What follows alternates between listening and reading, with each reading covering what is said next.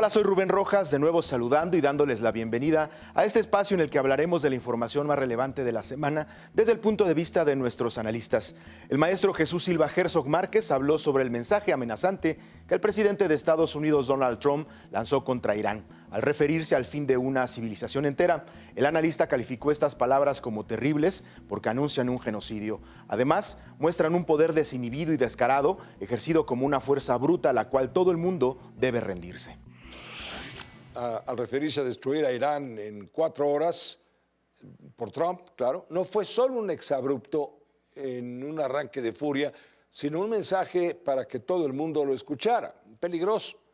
Saludo al maestro Jesús Silva Herzog Márquez, a quien pregunto de entrada si la amenaza de Trump es una amenaza demencial o cómo calificarla. Jesús, ¿cómo te va? Buenas noches, bienvenido a tu espacio. Hola Pepe, muy buenas noches. Pues me parece que es una declaración, una publicación en sus redes sociales realmente terrible, porque lo que está anunciando el presidente de los Estados Unidos es su disposición, por lo menos, de cometer un genocidio, de exterminar a todo un pueblo, a una civilización, poniéndole incluso fecha al operativo que destruiría, que volvería cenizas a toda una civilización. Y esto a mí me parece que es muy notable porque normalmente lo que escuchamos nosotros de los líderes políticos, de los gobernantes, es que estas pretensiones están de alguna manera envueltos en el secreto, en algún tipo de principio, de valor, pero aquí lo que encontramos es este poder desinhibido, un poder descarado que se ejerce solamente como fuerza, como una fuerza bruta ante la cual todo mundo debe rendirse.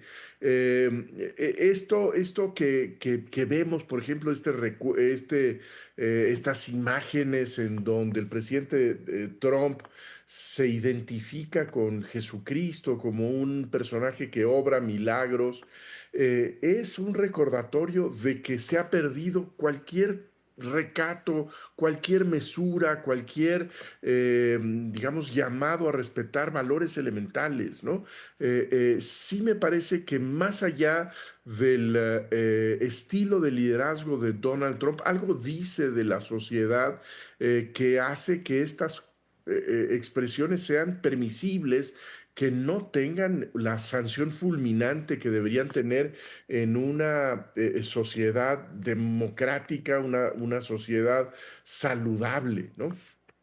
Esto sería risible si no fuera tan serio lo que hay detrás de los mensajes, de la estampita esta donde él aparece como Jesús curando a un enfermo y dándole la luz y la bandera de Estados Unidos a un lado y demás. Es Sí, que demencial, ¿no crees? podría parecer una parodia de uno de estos programas de comedia en donde se llevan las cosas al extremo inimaginable, pero son los productos que todo el tiempo está difundiendo la Casa Blanca, con consecuencias muy serias. Por ejemplo, el hecho de que pues, esté ni más ni menos que involucrado en una guerra en el otro extremo del mundo, sin una idea clara de qué es lo que se está buscando, sin una estrategia de alianzas y sin ningún plan de salida. Esta forma de ejercer el poder, esta política del caos, pues me parece que tiene consecuencias terribles para los norteamericanos en primer lugar, pero para todo el planeta, ¿no? ¿Es Trump un manipulador o pretende ser un manipulador no solamente de su partido, no solamente de sus seguidores, no solamente de su país, sino del mundo? Yo creo que lo es en todos esos ámbitos, Pepe.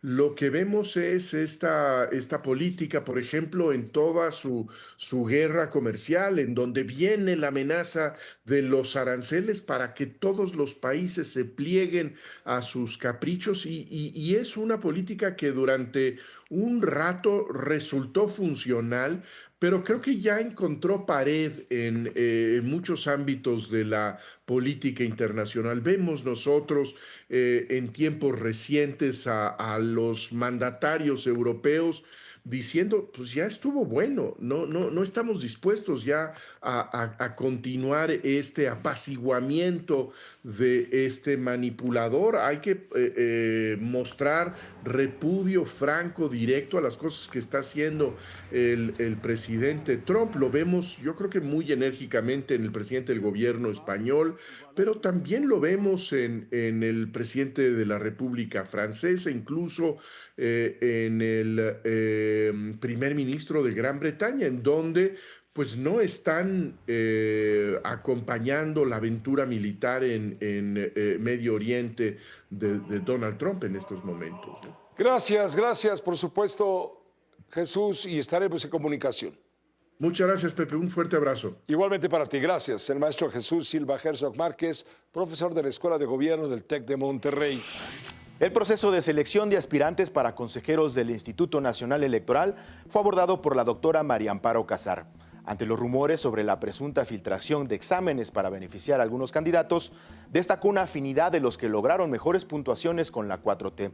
Respecto a esta coincidencia, opinó sobre la desconfianza acreditada de los mexicanos ante el proceso, en un panorama donde el oficialismo tiene la mayoría absoluta en la Suprema Corte de Justicia de la Nación y en el Poder Legislativo. No hay pruebas para confirmar efectivamente que a favoritos de Palacio les hayan filtrado el examen para ser consejeros ciudadanos, consejeras. Lo que sí hay es un rumor ruidoso, resultados atípicos y señales de riesgo en el diseño del proceso que terminará por elegir, le reitero, a 2 mujeres y un hombre, ideológicamente identificados con la 4T, entre un centenar de aspirantes y aspirantas. Hasta el momento no hay denuncia formal, solo sospechas. ¿O acaso es coincidencia que 2 cercanísimos a la presidenta del INE, Guadalupe Tadei, hayan sacado las mejores calificaciones, casi 100? Esta noche la doctora María Amparo Casar, en su juicio, por supuesto, comenta. María Amparo, ¿cómo te va? Muy buenas noches, gracias por estar en tu espacio. Muy buenas noches, Pepe. Pues un asunto muy delicado al que me convocas a comentar. En efecto, como tú dices, no hay pruebas de que se hayan filtrado estos exámenes, hay rumores, y esto de qué es producto de la desconfianza de, bueno, procesos electorales anteriores, en donde ya cuando se comenzó, digamos, a colonizar el INE, pues ya fue muy cuestionado el proceso, se repite pues casi idéntico estos cuestionamientos de falta de parcialidad y de otra cosa, de falta de transparencia. Creo que estas dos, la falta de transparencia y la falta de confianza, han estado bien ganadas tanto por el tribunal como por el INE, como por la propia mayoría de la Cámara de Diputados y el gobierno mismo, Pepe. Son cosas que hemos visto una vez y otra vez en este órgano autónomo, en la CNDH, etcétera. Pero bueno, ya están así las cosas después de un proceso muy intricado, porque acuérdate que se lanzó una convocatoria, se tuvo que retirar porque el Tribunal Electoral dijo que ahí había cuestiones que habían faltado y otras sobrado, como la nacionalidad, y que había que meter también para las minorías. Yo realmente no entiendo por qué aquí hay exámenes y capacidad y trayectorias, pero en fin. Bueno, finalmente entramos a la fase más delicada, que es la conformación de las quintetas que van a ser sometidas a votación en el Pleno, previsiblemente el día 20 de abril, o sea, estamos a 6 días de que esto ocurra, estamos ahorita en la fase de entrevistas, y lo que no puede negarse, Pepe, es que no ha habido transparencia en el proceso. Este tramo final es muy importante porque se abre la discusión en el Pleno sobre la imparcialidad, el equilibrio, la legitimidad del proceso, y eso pues va a ocurrir sí o sí. Y lo que más se cuestiona es, en efecto, más allá de que se hayan filtrado o no los exámenes, cosa de la que no tenemos prueba, lo dices muy bien, Pepe, es que hay afinidad o relación directa de los candidatos más, con mejores puntuaciones con la 4T. pues eso sí resulta una casualidad. Digo, en la 4T, como en cualquier otro partido o en sectores de la sociedad civil, puedes sacar una mejor o peor calificación. Pero pues sí llama sospecha que justamente los mejor calificados sean gente pues como el señor Arturo Chávez López, ¿no? Quien tuvo Sí. 99%, hay gente que tiene 99 en muchos exámenes, pero pues que trabaja ahorita como director de talleres gráficos y que fue pues muy cercano colaborador de la presidenta Claudia Sheinbaum cuando fue alcaldesa de Tlalpan. Lo mismo ocurre con otro muy cercano, en este caso a Guadalupe Tadei, que es Flavio Cienfuegos, que también obtuvo no esa puntuación, pero sí 86 y está en, digamos, seguramente entrará en las ternas. Y así nos podríamos ir, cuando menos, yo no he revisado todos, Pepe, los currícula de estas personas, pero sí te saltan muchos de estos que tú mismo has expuesto y que la prensa nacional y las organizaciones de la sociedad civil han estado circulando, ¿no? Sí, Pues porque aquí, María Amparo, aquí lo que sí, desata sospechas, después de la elección pasada, la elección judicial, sí, donde se formó una Suprema Corte del acordeón, pues estamos vamos, preocupados estamos, porque todo se realice de acuerdo a los intereses del poder, para darle al poder más poder. Y esto se soluciona en parte ir acotando los diferentes organismos que podrían funcionar eventualmente como contrapesos. Es el caso del Instituto Electoral. Mejor tener de los consejeros que va a haber en el Instituto Electoral, tener a la mayoría del lado de mi gobierno, de mi ideología, de mi 4T, porque de esta manera garantizo los pasos que vengan a presentarse. digo, ya creo que por eso está acreditada nuestra desconfianza, porque digamos, venimos de un sexenio y lo que va de de captura o desaparición de los órganos autónomos, y cuando hablamos de captura es, vaya, meter personas que tienen cierta afinidad política y que están entrando a esos órganos por esa afinidad más que por su trayectoria o por su competencia. Entonces, eso no se lo va a quitar el gobierno. A mí lo que me preocupa, Pepe, es que ahorita tenemos 8 consejeros, porque 3 salieron hace unas semanas, y de esos 8 consejeros creo que podemos decir que hay un par medianamente, digamos, independientes, y el resto, 6, ya son parte de la captura previa o de otras etapas de la captura. Y con esto pues ya tendrán la mayoría absoluta, que es la que tienen en la Suprema Corte de Justicia, que es la que tienen en el Legislativo y que es la que tienen para hacer todos estos nombramientos de los pocos organismos autónomos que quedan, Pepe. Entonces creo que Sí. sí es de preocupar en el sentido de que, pues sí, salimos a votar, pero están desvistiendo a la democracia de todas sus características, como la división de poderes, como los pesos y contrapesos, como la libertad de expresión, en fin, las que Estamos hemos... quedando los informadores, los periodistas, los cronistas de lo cotidiano, estamos quedando quizá como el último bastión del contrapeso frente al poder omnímodo. Que estés muy bien, María Amparo Casar, gusto en escucharte y saludarte. De hoy en noche estaremos de vuelta contigo.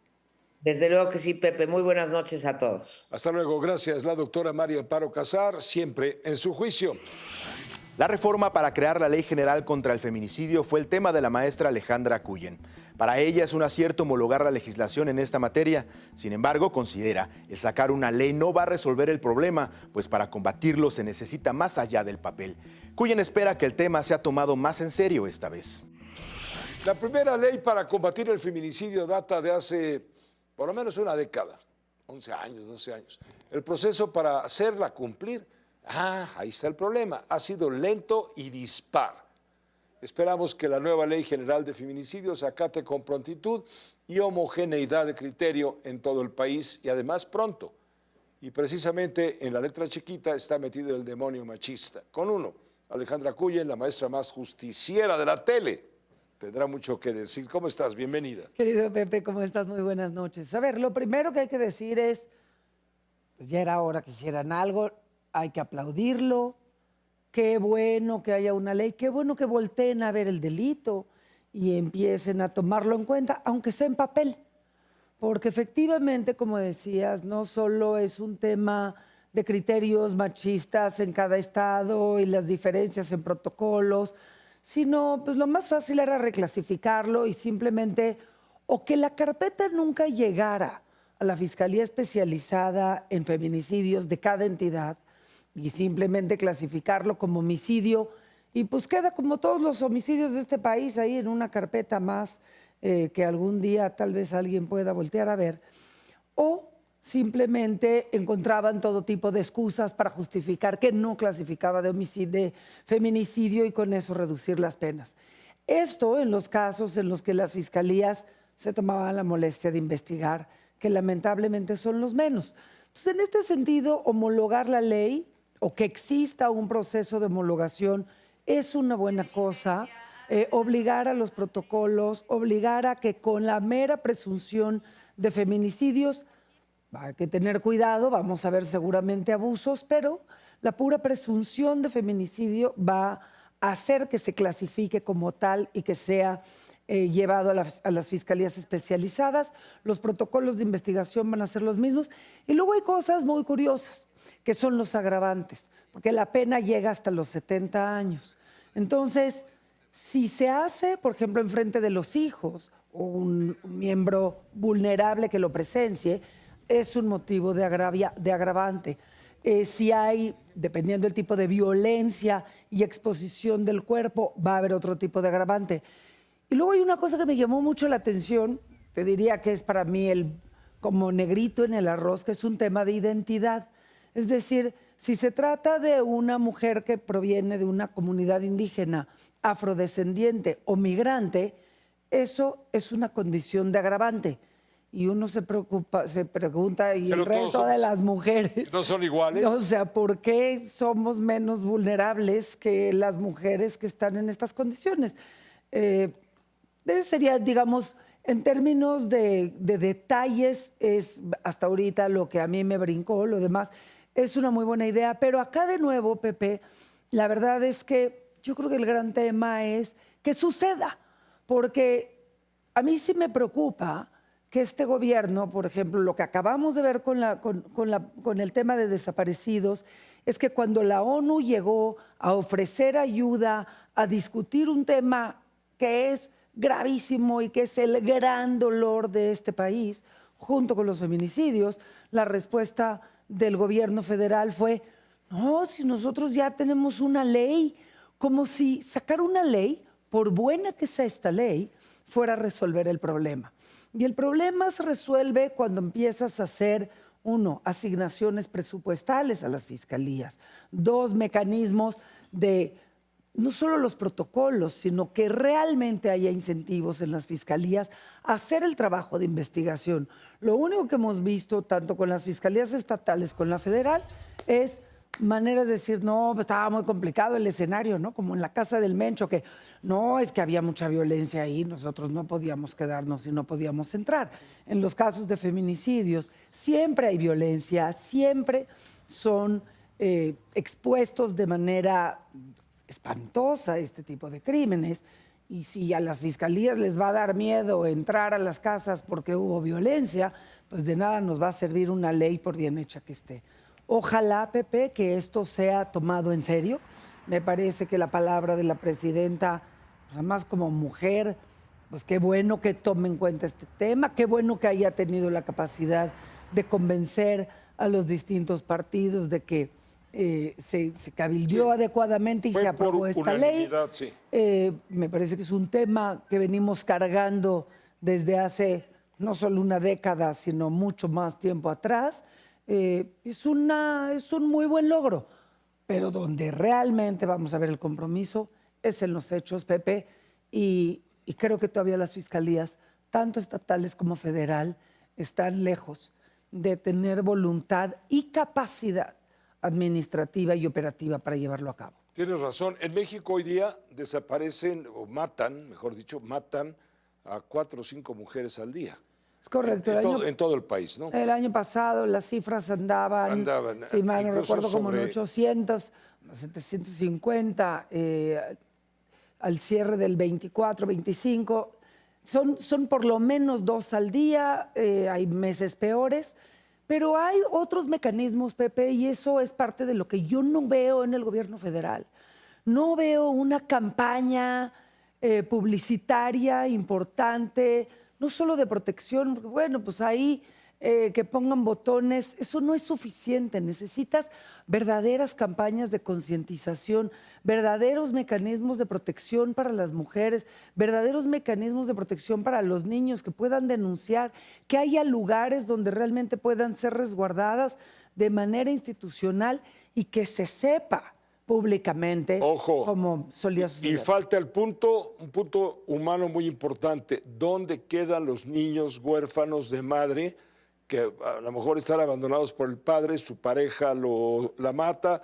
¿Dónde quedan esos niños? Quedan desamparados. No se contempla en esa iniciativa todavía ese capítulo. No, sí lo contempla, el que se tiene que considerar recursos digamos, de compensación y de protección a los menores en caso de que existan y de apoyo psicológico.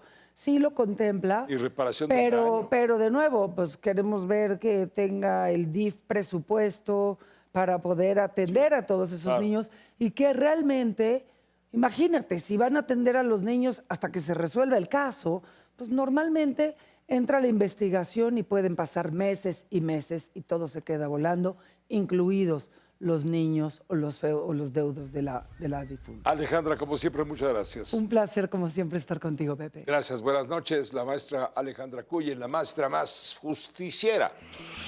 En la intervención de Carlos Elizondo Mayer Serra se sostuvo una entrevista con María Elena Morera, presidenta de la organización Causa en Común. En la discusión se abordó la postura del Estado mexicano para enfrentar la crisis de desapariciones de personas en México.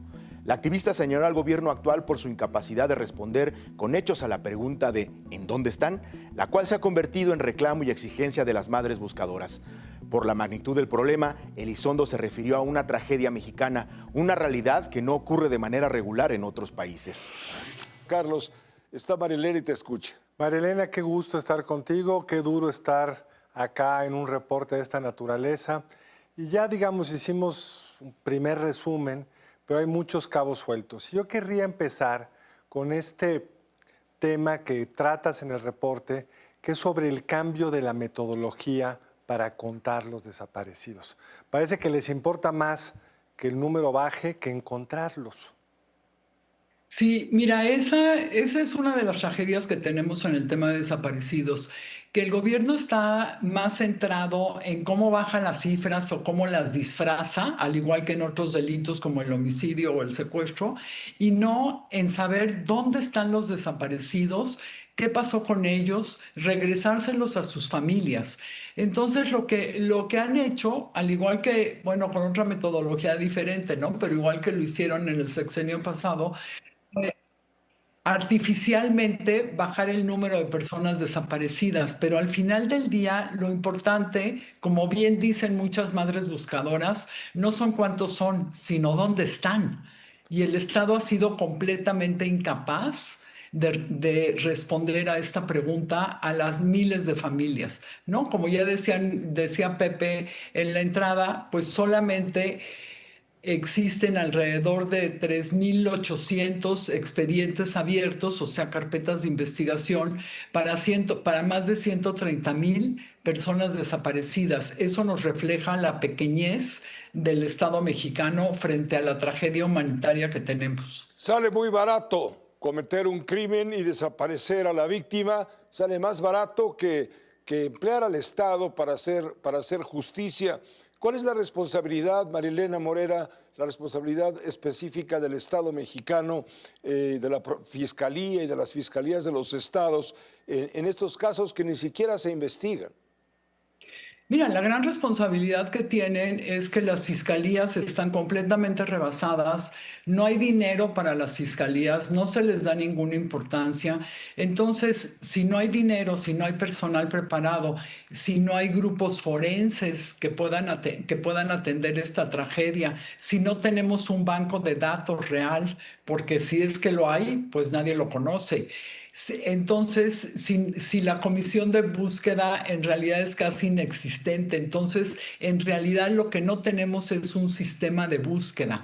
Lo que hicimos en este informe, como Carlos lo habrá visto, fue desmenuzar todo el desmoronamiento institucional que hemos tenido, y no es que hace una o dos décadas tuviéramos grandes instituciones, pero desde luego por lo menos teníamos instituciones que respondían a más casos. En el caso de los desaparecidos, más del 99% se mantienen impunes, y por eso es que decimos desde Causa en Común que es el delito perfecto. Nunca encuentran a los responsables, bueno, ni siquiera los buscan, y sin embargo, lo más grave es que las familias están haciendo el trabajo que el Estado tendría que hacer, que es buscar, documentar y encontrar a las víctimas. ¿Qué te parece, María Elena, la respuesta que ha dado hasta ahora la presidenta de la República, haciendo una especie de berrinche, porque vienen y le señalan organismos colectivos como el tuyo, pues que están cometiendo un error el Estado mexicano al disfrazar las cifras, al anularlas, al presumir cifras que no son cifras, en fin, y la gente que está buscando esos 130,000 que ya no aparecen en su casa, pues no queda, por supuesto, de acuerdo.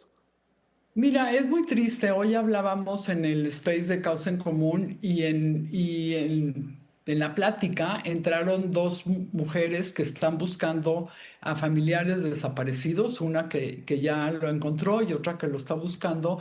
Y es muy triste, como ellas te dicen, el Estado mexicano nos dio la espalda y a la presidenta no le importa lo que nos está sucediendo. Y eso mismo, pues ya lo dijo también el Comité de Desaparición Forzada de la ONU. De hecho, la semana que viene me parece que ya llega el alto comisionado, y precisamente viene a hablar sobre estos temas. Y no es una acusación a Morena, es una acusación, es una llamada de atención a todo el Estado mexicano, porque esto empezó hace 2 décadas.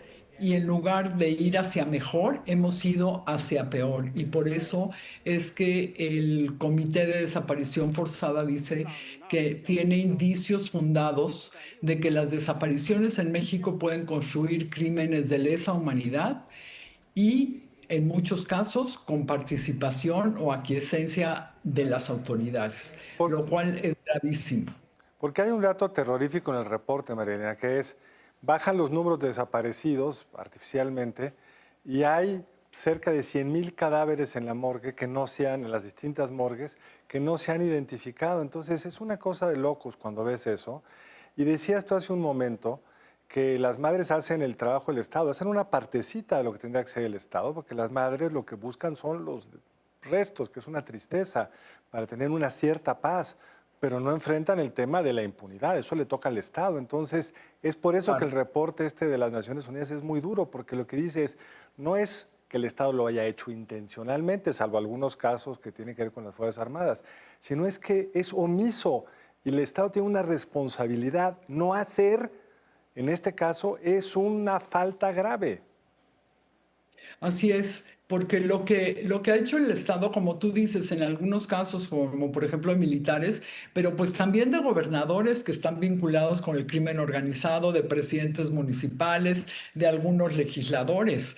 Entonces, cuando las mismas personas que trabajan en el gobierno son las que permiten que estén sucediendo estos crímenes, porque de otra forma no te podrías explicar 130,000 desaparecidos, ¿no? Entonces, nosotros desde Causa en Común creemos que sí es necesaria la participación internacional. Requerimos una comisión de la verdad y la justicia, porque si la presidenta dice que ellos no tienen nada que ver, bueno, pues que entonces que acepte que venga una comisión de justicia y que realmente la gente pueda saber qué pasó con sus familiares, porque como bien dices, Carlos, las personas que están buscando lo que quieren es tratar de cerrar el círculo de dolor que vienen padeciendo muchas por años, que debe ser terrible.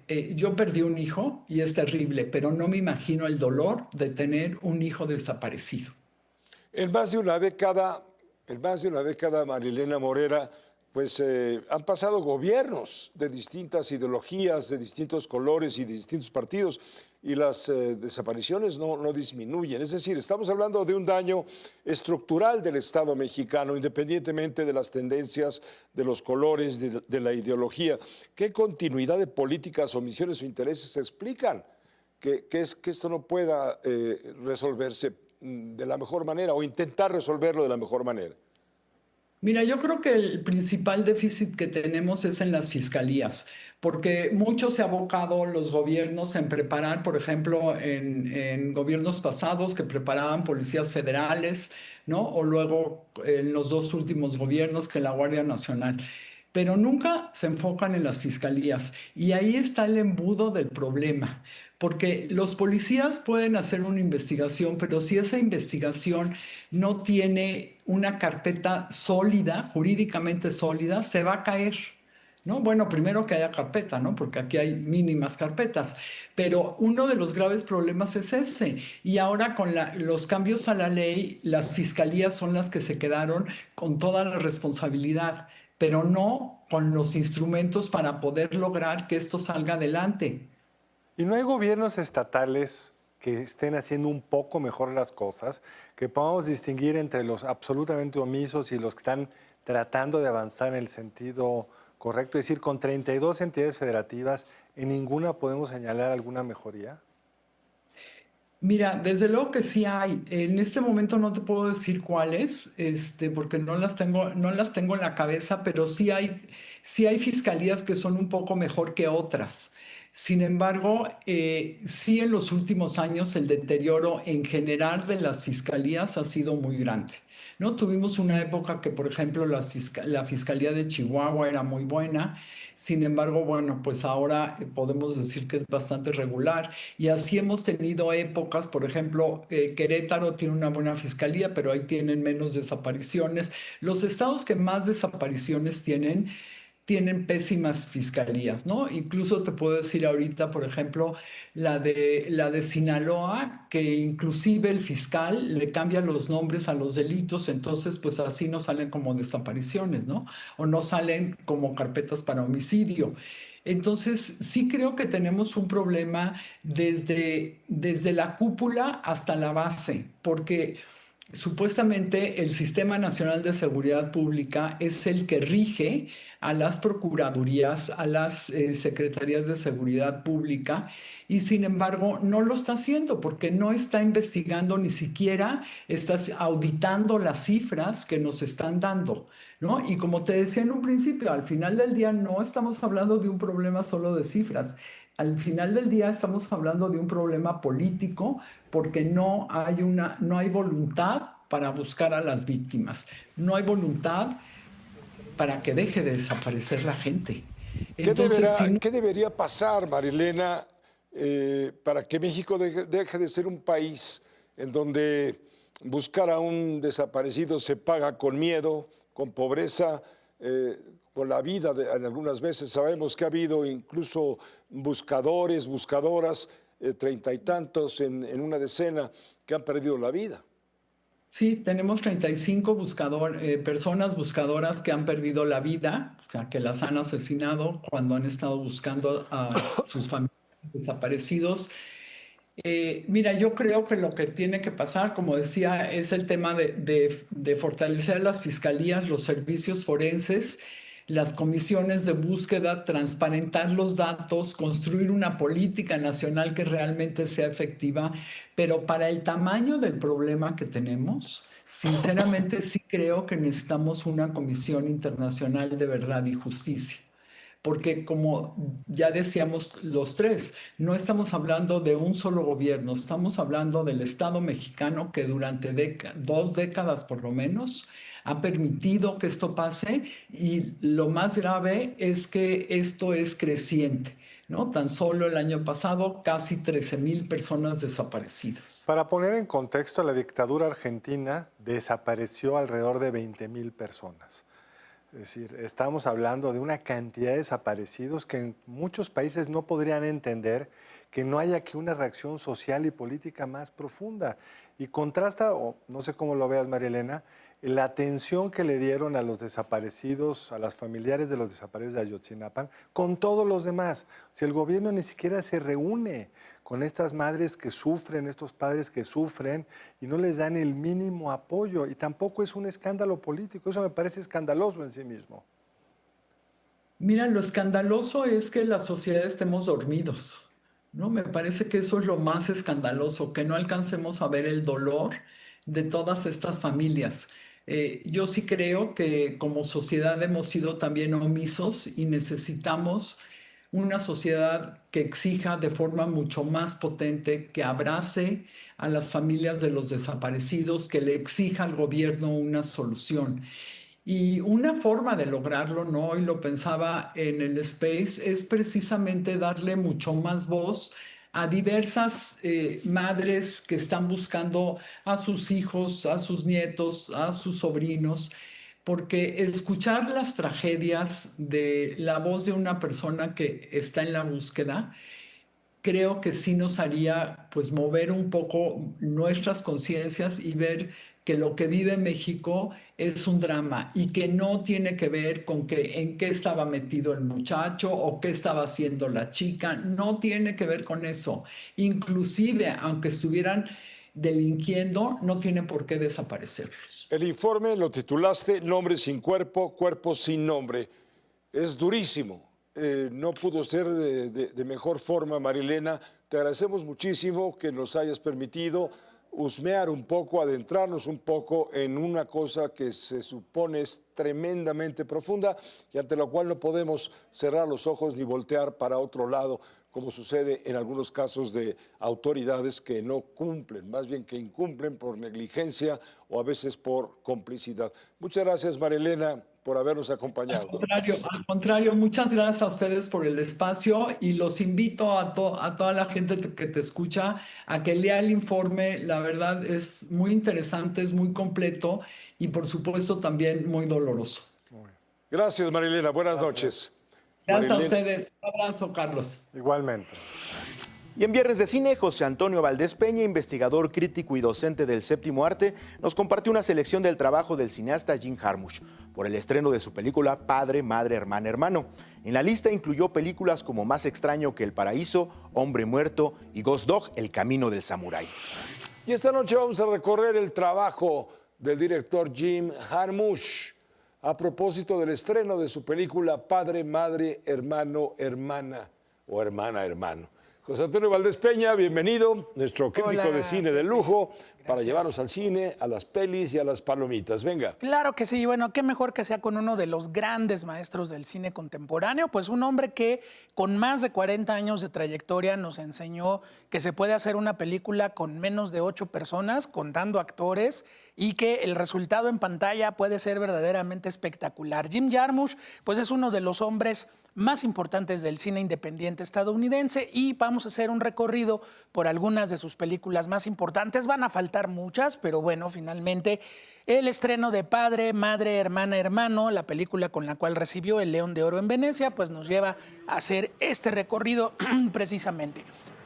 Arrancamos en 1984 con la película Más extraño que el paraíso, ganadora de la Cámara de Oro del Festival de Cannes como mejor ópera prima, y una película en la cual Vemos a dos personajes y la prima que viene de Hungría, de uno de ellos, que van recorriendo los caminos de Norteamérica a lo largo y ancho de Estados Unidos, con una fotografía en blanco y negro. Por ahí se van cruzando con otros personajes, pero esta visión minimalista es lo que llamó la atención hace más de 40 años, hablando de la propuesta cinematográfica de Jim Jarmusch. En 1991, una nueva película llamada Bajo la Ley, pues dejó muy claro también el sentido del humor de este gran cineasta, en este caso contándonos la historia pues de tres presos, uno de ellos Roberto Benigni, el otro John Lurie y también Tom Waits, personajes que se conocen en una prisión y que están pensando una fuga. Pero lo que podría ser una película de acción aquí se convierte más bien en una reflexión sobre la amistad y sobre el vacío existencial. De ahí nos vamos pues a una película realizada con Johnny Depp, Hombre Muerto, en la cual pues bueno tenemos a un personaje del viejo oeste que acepta un trabajo en una región bastante salvaje y luego pues se convertirá en fugitivo, un poeta, un hombre que es un intelectual y que en los tiempos del viejo oeste pues va a tener que entrarle a la violencia, pero desde luego con este distanciamiento y este sentido del humor tan especial que tiene Jim Jarmusch. Ghost Dog, El Camino del Samurái, pues es un homenaje nada menos que al Rashomon de Akira Kurosawa, centrándose pues en un sicario que trabaja para la mafia neoyorquina, que vive su vida a través del código del Bushido, el código de los samuráis, un código de honor y valentía muy especial.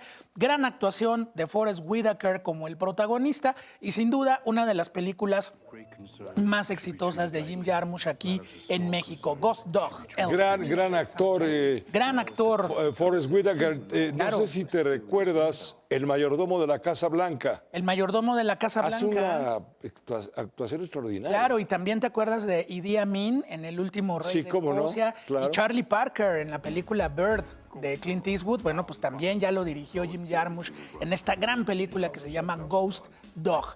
Patterson, una de las películas más recientes de Jim Jarmusch, pues nos lleva a la vida cotidiana de un chofer de autobús del transporte público de la ciudad de Patterson, allá en New Jersey, y cómo el personaje pues vive una existencia como un hombre normal, pero que está enamorado de la poesía. Entonces, cómo la vida común y la poesía pueden fusionarse, pues es algo que hace Jim Jarmusch de una manera excepcional, con Adam Driver como el protagonista. Ahí lo estamos viendo, un fragmento de esta película, Patterson. Y finalmente, pues este estreno, Padre, Madre, Hermana, Hermano, donde a través de tres historias, pues Jim Jarmusch nos propone lo siguiente: pensar y reflexionar acerca de las dinámicas familiares.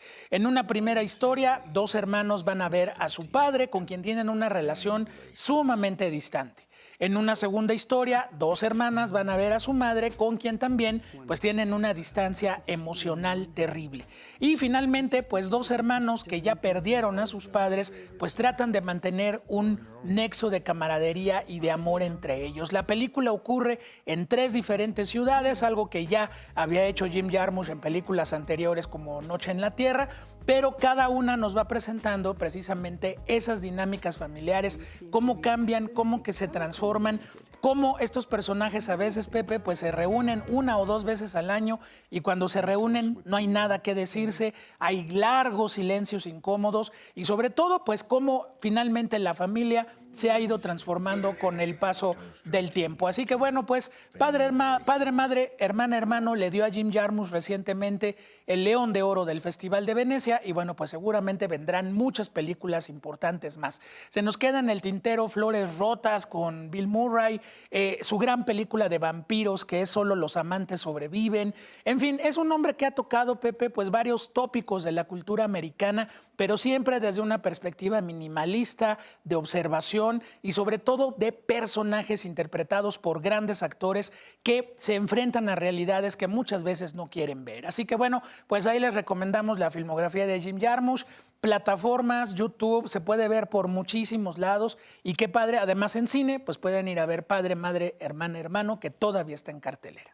¿Cómo le está yendo a Daniel Jiménez Cacho con su Juana? Fíjate que muy bien, ha tenido una muy buena respuesta de la crítica. La película pues apenas se estrenó ahora sí que la noche de anoche y pues ojalá sobre todo que el boca en boca, Pepe, le sirva para poder tener muchas más salas.